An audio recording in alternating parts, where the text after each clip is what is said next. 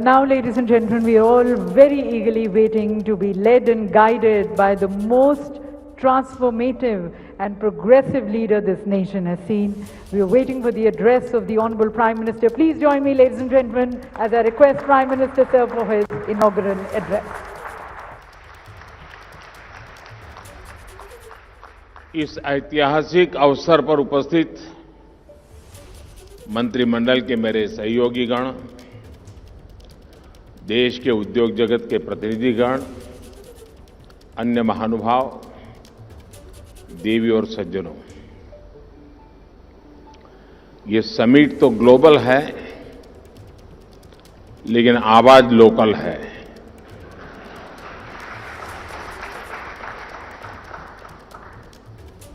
इतना ही नहीं, आगाज भी लोकल है।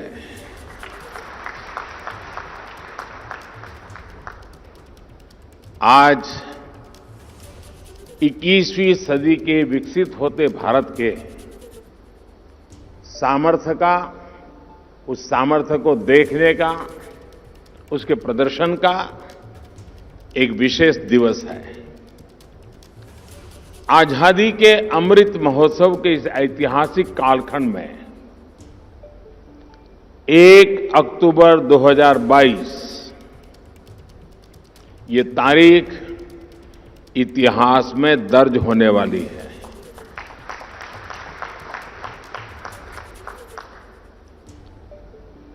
दूसरा, ये नवरात्रि का पर्व चल रहा है,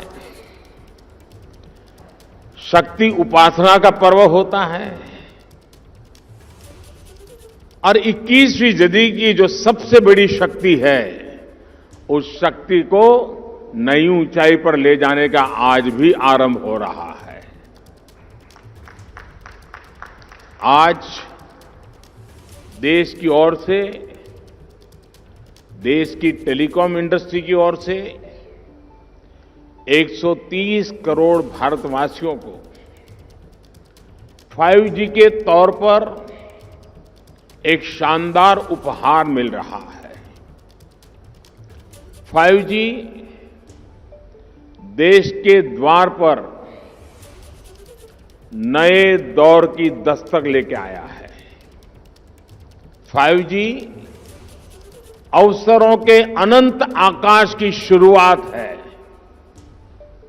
मैं प्रत्येक भारतवासी को इसके लिए बहुत बहुत बधाई देता हूं। साथियों, मैं गौरव से भरे इन क्षणों के साथ ही मुझे खुशी इस बात की भी है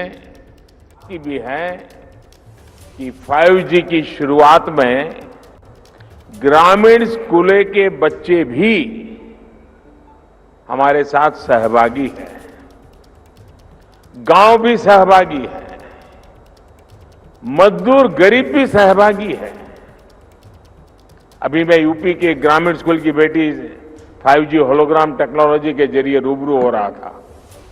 जब मैं 2012 के चुनाव में होलोग्राम लेकर के चुनाव प्रचार कर रहा था तो दुनिया के लिए अजूबा था। आज वो घर घर पहुंच रहा है। मैंने महसूस किया कि नई तकनीक उनके लिए किस तरह पढ़ाई के मायने बदलते जा रही है। इसी तरह गुजरात, महाराष्ट्र, ओडिशा के गांवों के सुदूर स्कूल तक 5G के जरिए बच्चे बड़े बड़े विशेषज्ञों के साथ क्लास में नई नई चीजें सीख रहे हैं।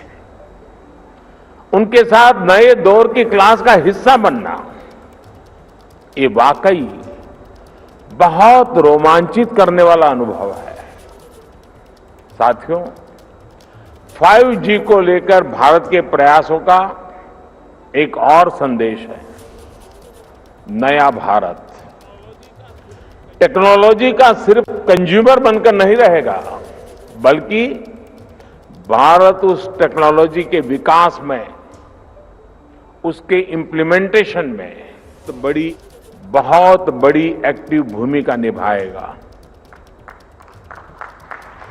भविष्य की वायरलेस टेक्नोलॉजी को डिजाइन करने में, उससे जुड़ी मैन्युफैक्चरिंग में भारत की बड़ी भूमिका होगी। 2G, 3G, 4G के समय भारत टेक्नोलॉजी के लिए दूसरे देशों पर निर्भर रहा, लेकिन 5G के साथ भारत ने नया इतिहास रच दिया है। 5G के साथ भारत पहली बार टेलीकॉम टेक्नोलॉजी में ग्लोबल स्टैंडर्ड तय कर रहा है। भारत लीड कर रहा है। आज इंटरनेट का इस्तेमाल करने वाला हर व्यक्ति इस बात को समझ रहा है कि 5G इंटरनेट का पूरा आर्किटेक्चर बदल कर रख देगा। इसलिए भारत के युवाओं के लिए आज 5G बहुत बड़ी अपॉर्चुनिटी लेकर आया है। मुझे खुशी है कि विकसित भारत का संकल्प लेकर आगे बढ़ रहा हमारा देश दुनिया के अन्य देशों के साथ किस तरह कदम से कदम मिलाकर चल रहा है। ये भारत की बहुत बड़ी सफलता है। डिजिटल इंडिया अभियान की बहुत बड़ी सफलता है। साथियों, जब हम डिजिटल इंडिया की बात करते हैं तो कुछ लोग समझते हैं कि ये सिर्फ सरकारी एक योजना है, लेकिन डिजिटल इंडिया सिर्फ एक नाम नहीं है। ये देश के विकास का बहुत बड़ा विजन है। इस विजन का लक्ष्य है उस टेक्नोलॉजी को आम लोगों तक पहुंचाना जो लोगों के लिए काम करे और लोगों के साथ जुड़कर काम करे। मुझे याद है जब मोबाइल सेक्टर से जुड़े इस विजन के लिए स्ट्रेटेजी बनाई जा रही थी तो मैंने कहा था कि हमारी अप्रोच टुकड़ों टुकड़ों में नहीं होनी चाहिए, बल्कि होलिस्टिक होनी चाहिए। डिजिटल इंडिया की सफलता के लिए जरूरी था कि वो इस सेक्टर के सभी आयामों को एक साथ कवर करे। इसलिए हमने 4 पिलर्स पर और 4 दिशाओं में एक साथ फोकस किया।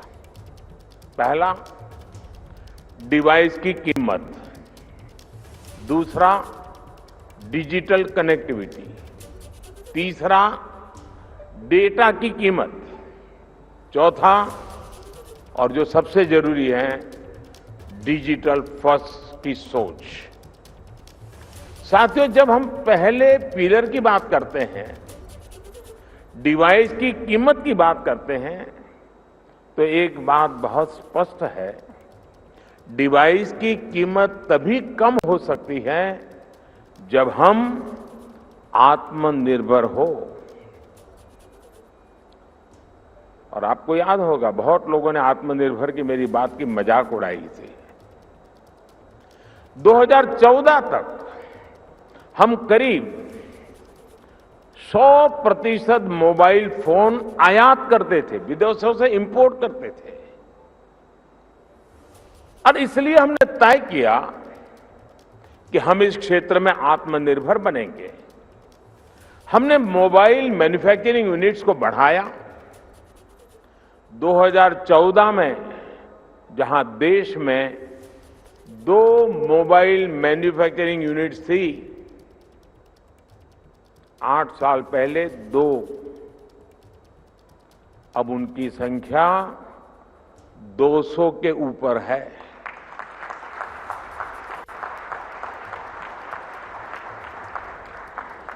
हमने भारत में मोबाइल फोन के उत्पादन को बढ़ाने के लिए इंसेंटिव दिए, प्राइवेट सेक्टर को प्रोत्साहित किया। आज इसी योजना का विस्तार आप पीएलआई स्कीम में भी देख रहे हैं। इन प्रयासों का नतीजा बहुत पॉजिटिव रहा। आज भारत मोबाइल फोन उत्पादन करने में दुनिया में नंबर 2 पर है। इतना ही नहीं, जो कल तक हम मोबाइल इंपोर्ट करते थे, आज हम मोबाइल एक्सपोर्ट कर रहे हैं, दुनिया को बेच रहे हैं। जरा सोचिए, 2014 में जीरो मोबाइल फोन निर्यात करने से लेकर आज हम हजारों करोड़ के मोबाइल फोन निर्यात करने वाले देश बन गए हैं, एक्सपोर्ट करने वाले देश बन चुके हैं। स्वाभाविक है, इन सारे प्रयासों का प्रभाव डिवाइस की कीमत पर पड़ा है। अब कम कीमत पर हमें ज्यादा फीचर्स भी मिलने लगे हैं। साथियों, डिवाइस कॉस्ट के बाद जो दूसरे पिलर पर हमने काम किया, वो है डिजिटल कनेक्टिविटी का। आप भी जानते हैं कि कम्युनिकेशन सेक्टर की असली ताकत कनेक्टिविटी में है। जितने ज्यादा लोग कनेक्ट होंगे, इस सेक्टर के लिए उतना अच्छा है। अगर हम ब्रॉडबैंड कनेक्टिविटी की बात करें तो 2014 में 6 करोड़ यूजर्स थे, आज इनकी संख्या बढ़कर 80 करोड़ से ज्यादा हो चुकी है। अगर हम इंटरनेट कनेक्शन की संख्या की बात करें तो 2014 में जहां 25 करोड़ इंटरनेट कनेक्शन थे, वहीं आज इसकी संख्या करीब करीब 85 करोड़ पहुंच रही है, 85 करोड़ पहुंच रही है। ये बात भी नोट करने वाली है कि आज शहरों में इंटरनेट यूजर्स की संख्या के मुकाबले हमारे ग्रामीण क्षेत्रों में इंटरनेट यूजर्स की संख्या तेजी से बढ़ रही है। और उसकी एक खास वजह है, 2014 में जहां देश में 100 से भी कम पंचायतों तक ऑप्टिकल फाइबर पहुंचा था, आज 1,70,000 से भी ज्यादा पंचायतों तक ऑप्टिकल फाइबर पहुंच चुका है। अब कहां 100 और कहां 1,70,000। जैसे सरकार ने घर घर बिजली पहुंचाने की मुहिम शुरू की, जैसे हर घर जल अभियान के जरिए हर किसी तक साफ पानी पहुंचाने के मिशन पर काम किया, जैसे उज्ज्वला योजना के जरिए गरीब से गरीब आदमी के घर में भी गैस सिलेंडर पहुंचाया, जैसे हमने करोड़ों की तादाद में लोग बैंक अकाउंट से वंचित थे, करोड़ों लोग जो बैंक से नहीं जुड़े थे, आजादी के इतने साल के बाद जनधन अकाउंट के द्वारा हिंदुस्तान के नागरिकों को बैंक के साथ जोड़ दिया। वैसे ही हमारी सरकार इंटरनेट फॉर ऑल के लक्ष्य पर काम कर रही है। साथियों, डिजिटल कनेक्टिविटी बढ़ने के साथ ही डेटा की कीमत भी उतनी अहम हो जाती है। ये डिजिटल इंडिया का तीसरा पिलर था, जिस पर हमने पूरी शक्ति से काम किया। हमने टेलीकॉम सेक्टर के रास्ते में आने वाली तमाम अड़चनों को हटाया। पहले विजन की कमी और पारदर्शिता के अभाव में टेलीकॉम सेक्टर को तमाम मुश्किलों का सामना करना पड़ता था। आप परिचित हैं कि कैसे हमने 4G तकनीक के विस्तार के लिए पॉलिसी सपोर्ट दिया। इससे डेटा की कीमत में भारी कमी आई और देश में डेटा क्रांति का जन्म हुआ। देखते ही देखते ये तीनों फैक्टर, डिवाइस की कीमत, डिजिटल कनेक्टिविटी और डेटा की कीमत, इसका मल्टीप्लायर इफेक्ट हर तरफ नजर आने लगा। लेकिन साथियों, इन सब के साथ एक और महत्वपूर्ण काम हुआ। देश में डिजिटल फर्स्ट की सोच विकसित हुई। एक वक्त था जब बड़े बड़े विद्वान, एलिट क्लास, उसके कुछ मुट्ठी भर लोग, सदन के कुछ भाषण देख लेना, कैसे कैसे भाषण हमारे नेता लोग करते हैं, वे मजाक उड़ाते थे। उनको लगता था कि गरीब लोगों में क्षमता ही नहीं है, ये डिजिटल समझ ही नहीं सकते, संदेह करते थे। उन्हें शक था कि गरीब लोग डिजिटल का मतलब भी नहीं समझ पाएंगे। लेकिन मुझे देश के सामान्य मानवी की समझ पर, उसके विवेक पर, उसके जिज्ञासु मन पर हमेशा भरोसा रहा है।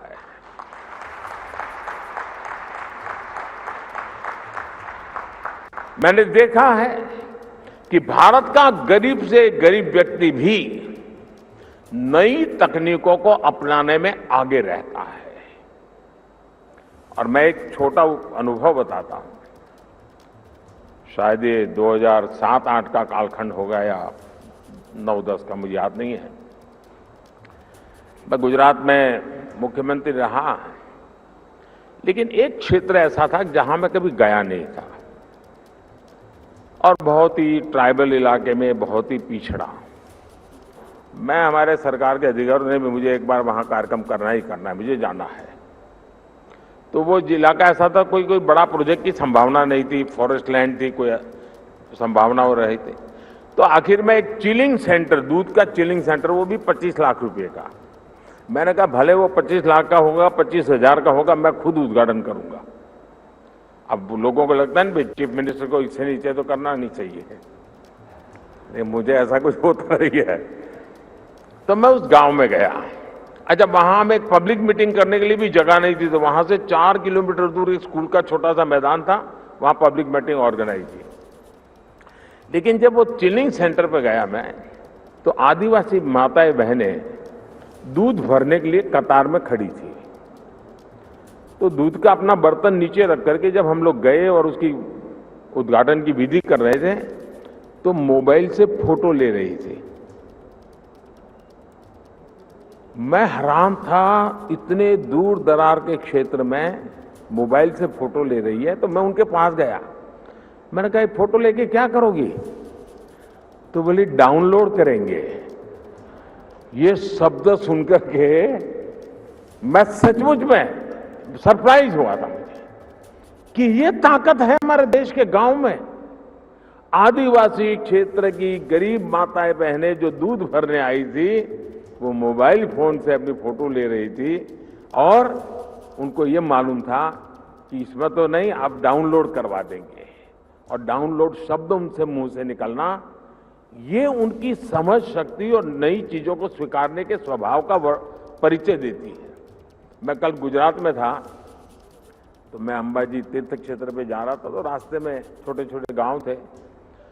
आधे से अधिक लोग ऐसे होंगे जो मोबाइल से वीडियो उतार रहे थे, आधे से अधिक।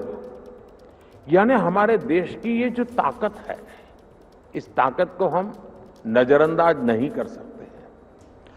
और सिर्फ देश के इलीट क्लास के कुछ लोगों को ही हमारे गरीब भाई बहनों पर यकीन नहीं था। आखिरकार हम डिजिटल फर्स्ट के अप्रोच के साथ आगे बढ़ने में कामयाब हुए। सरकार ने खुद आगे बढ़कर डिजिटल पेमेंट्स का रास्ता आसान बनाया। सरकार ने खुद ऐप के जरिए सिटीजन सेंट्रिक डिलीवरी सर्विस को बढ़ावा दिया। बात चाहे किसानों की हो या छोटे दुकानदारों की, हमने उन्हें ऐप के जरिए रोज की जरूरतें पूरी करने का रास्ता दिया।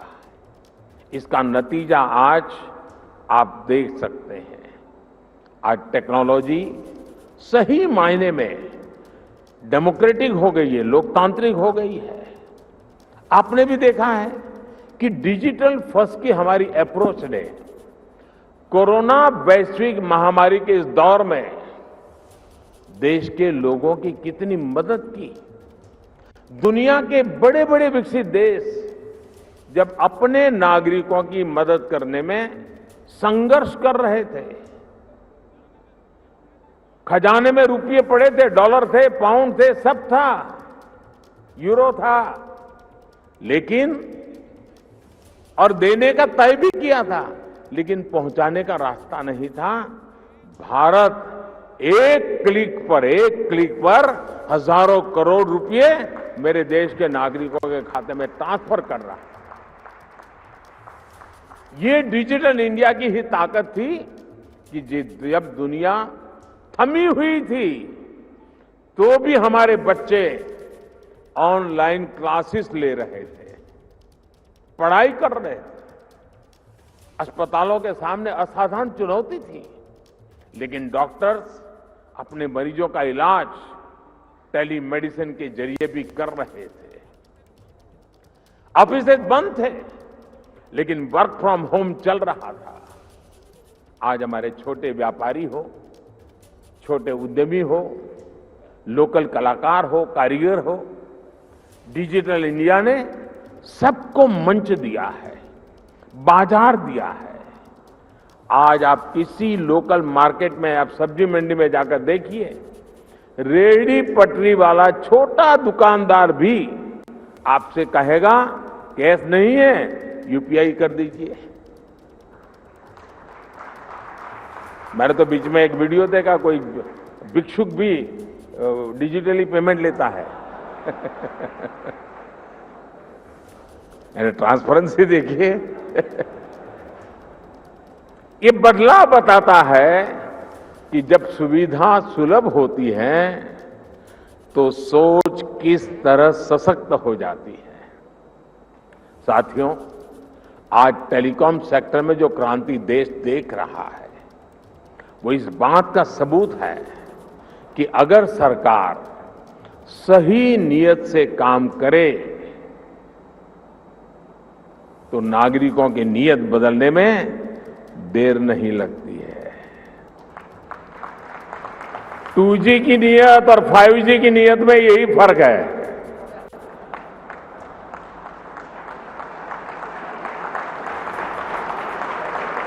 देर आए दुरुस्त आए।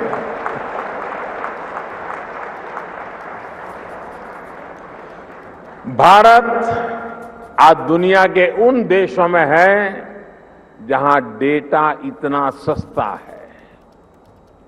पहले 1 GB डेटा की कीमत जहां 300 रुपये के करीब होती थी, वहीं आज 1 GB डेटा का खर्च केवल 10 रुपये तक आ गया है। आज भारत में महीने भर में एक व्यक्ति मोबाइल पर करीब एवरेज 14 GB डेटा इस्तेमाल कर रहा है। 2014 में इस 14 GB डेटा की कीमत होती थी करीब 4,200 रुपये प्रति महीना, 4,200 रुपया। आज इतना ही डेटा 125 रुपये या ज्यादा से ज्यादा 150 रुपये, 125 या 150 रुपये में मिल जाता है। यानी आज गरीब के, मध्यम वर्ग के मोबाइल डेटा के करीब 4,000 रुपये हर महीने बच रहा है उसके जेब में।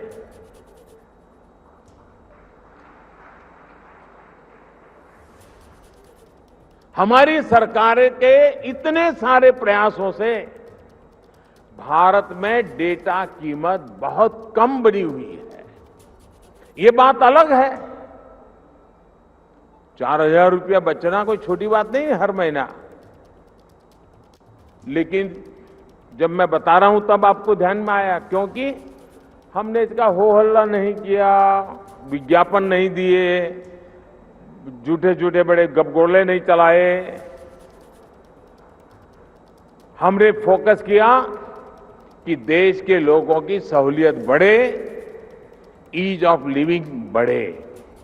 साथियों, अक्सर ये कहा जाता है कि भारत पहली 3 औद्योगिक क्रांतियों का लाभ नहीं उठा पाया, लेकिन मेरा विश्वास है कि भारत न सिर्फ चौथी औद्योगिक क्रांति का पूरा लाभ उठाएगा, बल्कि उसका नेतृत्व भी करेगा।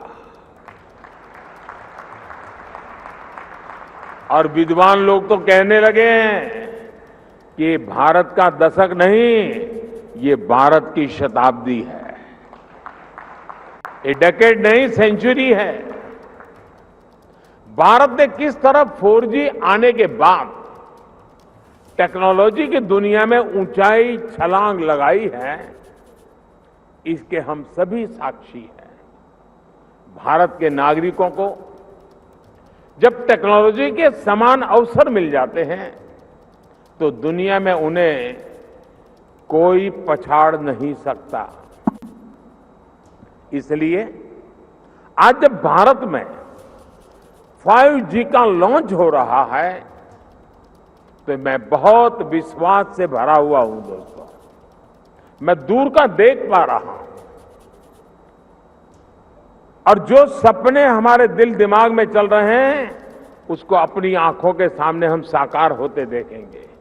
हमारे बाद वाली पीढ़ी देखेगी, ऐसा काम होने वाला नहीं है, हम ही हमारे आंखों के सामने देखने वाले हैं।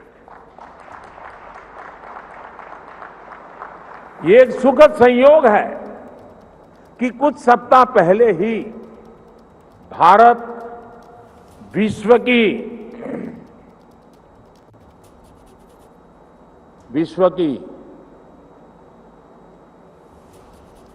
5वीं सबसे बड़ी अर्थव्यवस्था बना है।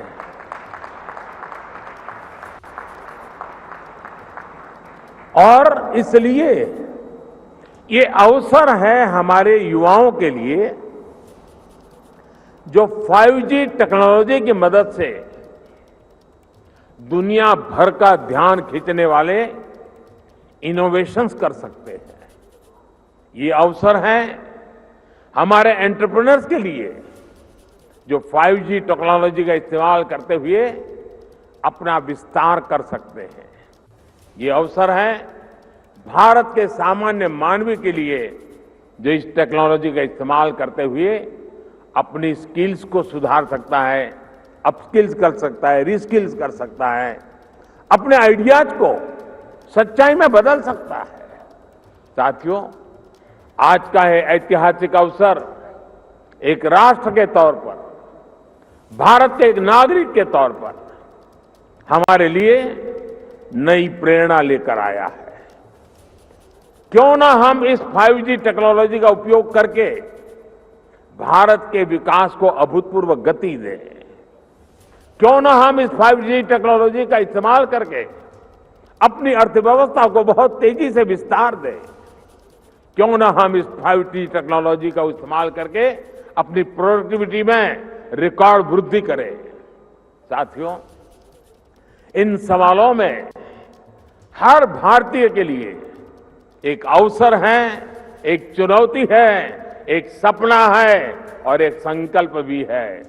मुझे पता है कि आज 5G की इस लॉन्चिंग को जो वर्ग सबसे ज्यादा उत्साह से देख रहा है, वो मेरा युवा साथी है, मेरे देश की युवा पीढ़ी है। हमारी टेलीकॉम इंडस्ट्री के लिए भी कितने ही बड़े अवसर इंतजार कर रहे हैं। रोजगार के कितने ही नए अवसर बनने जा रहे हैं। मुझे विश्वास है हमारी इंडस्ट्री, हमारे इंस्टीट्यूट्स और हमारे युवा मिलकर इस दिशा में निरंतर काम करेंगे। और अभी जब मैं काफी समय पूरा जो एग्जीबिशन लगा है उसको समझने का प्रयास करता था, मैं कोई टेक्नोलॉजी का विद्यार्थी तो नहीं हूं, लेकिन समझने की कोशिश कर रहा था।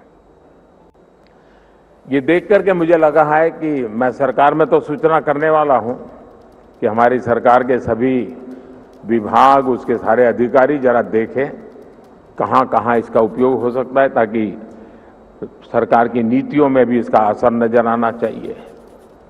मैं देश के स्टूडेंट्स को भी चाहूंगा कि 5 दिन तक एग्जीबिशन चलने वाला है। मैं खास करके टेक्नोलॉजी से जुड़े स्टूडेंट से आग्रह करूंगा कि आप आइए, इसे देखिए, समझिए और कैसे दुनिया बदल रही है, और आप एक बार देखेंगे तो अनेक चीजें नई आपके भी ध्यान में आएगी, आप उसमें जोड़ सकते हैं। और मैं इस टेलीकॉम सेक्टर के लोगों से भी कहना चाहूंगा, मुझे खुशी होती थी जिस स्टॉल में मैं गया, हर कोई कहता था ये इंडिजीनियस है, ये आत्मनिर्भर है, ये हमने बनाया है, सब बड़े गर्व से कहते थे, मुझे आनंद हुआ। लेकिन मेरा दिमाग कुछ और चल रहा था। मैं ये सोच रहा था, जैसे कई प्रकार की कार आती हैं, हर एक की अपनी एक ब्रांड होती है, हर एक की अपनी विशेषता भी होती है, लेकिन उसमें जो स्पेयर पार्ट पहुंचाने वाले होते हैं वो एमएसएमई सेक्टर के होते हैं। और एक ही एमएसएमई के एक फैक्ट्री वाला 6 प्रकार की गाड़ियों के स्पेयर पार्ट बनाता है, छोटे मोटे जो भी सुधार करने करे वो देता है। मैं चाहता हूं कि आज हार्डवेयर भी आप लगाए रहे हैं, ऐसा लगा मुझे आपकी बातों से। क्या एमएसएमई सेक्टर को इसके लिए जो हार्डवेयर की जरूरत है, उसके छोटे छोटे पुर्जे बनाने के लिए उनको काम दिया जाए, बहुत बड़ा इकोसिस्टम बनाया जाए। एकदम से मैं व्यापारी तो नहीं हूं, मुझे रुपये पैसे से लेना देना नहीं है, लेकिन मैं इतना समझता हूं कि कॉस्ट एकदम कम हो जाएगी, एकदम कम हो जाएगी। हमारे एमएसएमई सेक्टर की ये ताकत है। और वो सप्लाई आपको सिर्फ अपने यूनिकनेस के साथ उसमें सॉफ्टवेयर वगैरह जोड़ करके सर्विस देनी है। और इसलिए मैं समझता हूं कि आप सब मिलकर के एक नया और मिलकर के करना पड़ेगा, और तभी जाकर के इसकी कॉस्ट हम नीचे ला सकते हैं। बहुत से काम हैं हम मिलकर के करते ही हैं, तो मैं जरूर इस क्षेत्र के लोगों से भी कहूंगा। मैंने ये भी देखा है कि स्टार्टअप में जिन बच्चों ने काम किया है, जिन नौजवानों ने काम किया है, ज्यादातर इस क्षेत्र में उन्हीं स्टार्टअप को ओन कर करके उसको स्केल अप किया गया है। मैं स्टार्टअप वाले साथियों को भी कहता हूं कि आपके लिए भी इस क्षेत्र में कितनी सेवाएं अधिकतम आप दे सकते हैं, कितनी यूजर फ्रेंडली व्यवस्थाओं को विकसित कर सकते हैं, आखिरकार इसका फायदा यही है।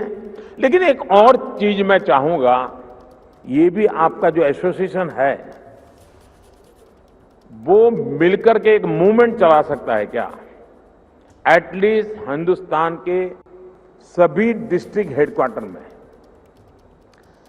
ये 5G जीवन में कैसे उपयोगी हो सकता है, उसके लोगों को एजुकेट करने वाले एग्जीबिशन, उसकी व्यवस्था हो सकती है क्या?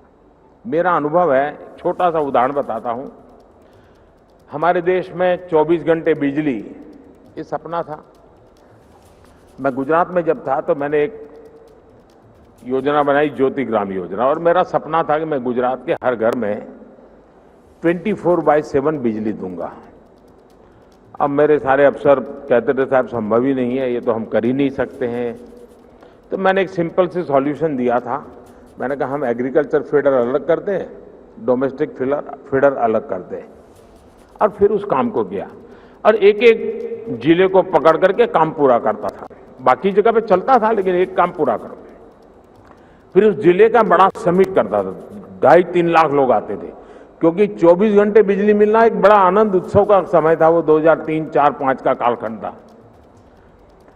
लेकिन उसमें मैंने देखा, मैंने देश भर में बिजली से होने वाले काम, बिजली से चलने वाले यंत्र, उनकी एक बहुत बड़ी प्रदर्शनी लगाई। जब लोगों को क्या लगता है, बिजली आई है ना, रात को खाना खाने का समय बिजली मिलेगी, बिजली आई मतलब टीवी देखने के लिए काम आ जाएगा।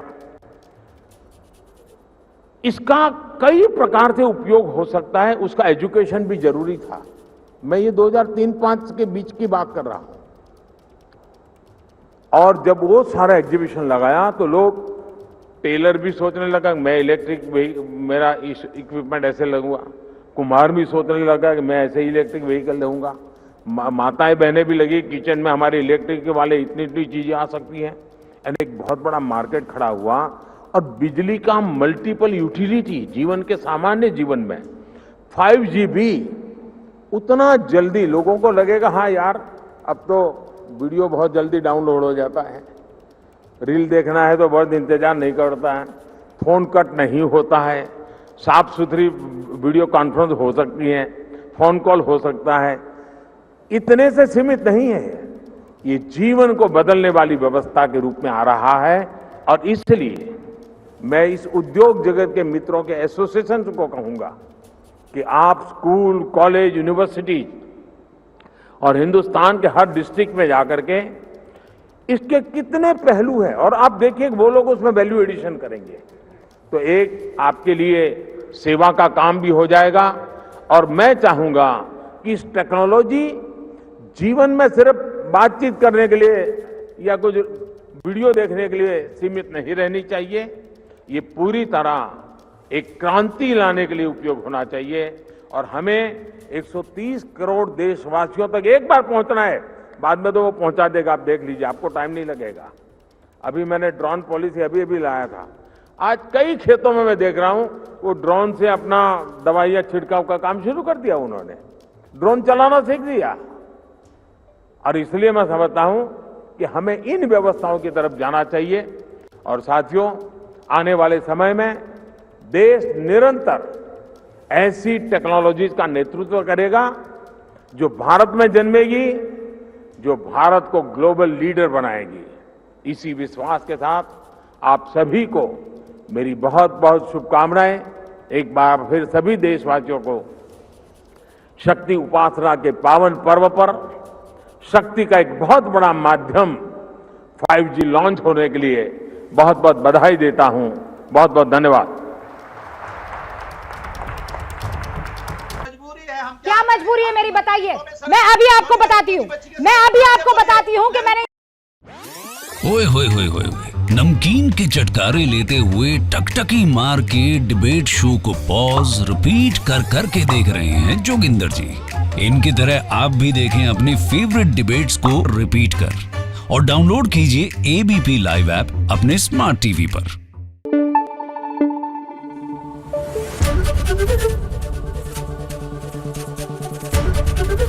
ABP न्यूज आपको रखे आगे।